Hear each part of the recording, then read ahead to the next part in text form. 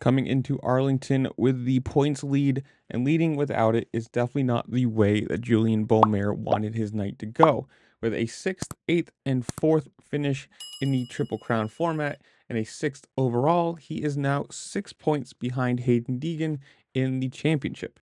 And obviously, if you watch the race like I did, you can see him in the scoring in the top left, and he just never seemed to be there. And I obviously didn't know why. Watching it rolling or watching him roll around, middle of the pack. Obviously not good starts, not amazing speed. I'm sitting there going like, what happened to this kid? He's been shining all year long. What random thing has happened in every 3 races or all 3 races that has made this night horrible? And well, it's come out after the race that in qualifying he crashed and dislocated his shoulder, and he was riding with that all night long. Obviously, that's going to make things a little more difficult, and for him, it sucks. I mean, you come in leading, you're having a super great year. I mean, he's still having a great year, no matter what. This is not changing that, especially if you're racing hurt. This is the year of attrition, and if you can salvage anything, it's good. I mean, especially with Jordan Smith going down. Not that that's a good thing, but for Beaumer, it technically is, because he is now, him and Deegan are far and away 109 for Deegan, 103 for Beaumer, 87 for Cole Davies. Like, as long as he can manage this or heal himself to 90%, who knows, be back to race pace, he'll at least get a second in his title. That's at least my opinion on it. But he did have a quote saying, tough night in Arlington. I crashed in practice, dislocated my shoulder, and I just had to manage things from there. My riding wasn't the greatest, but all we can do is shift our focus and get ready for Indy.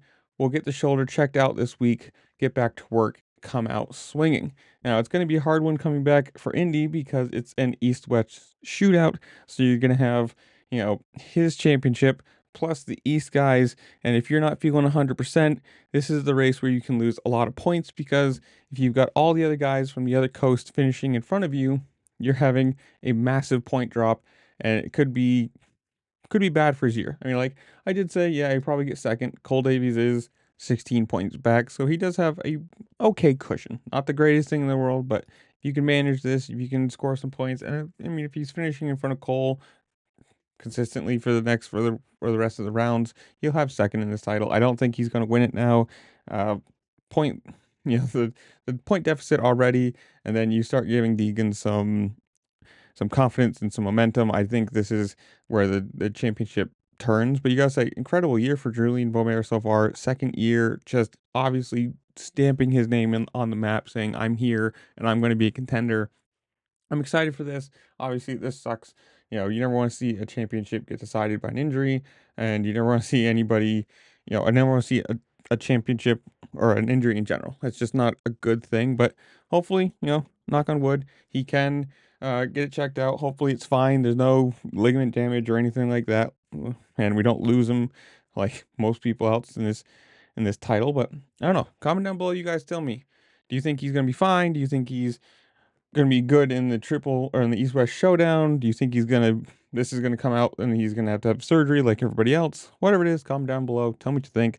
While you're down there, make sure to like, share, subscribe, do all the fun things this platform allows you to do, because it really does help me out, and I appreciate it. And with that, I'll see you later. Peace.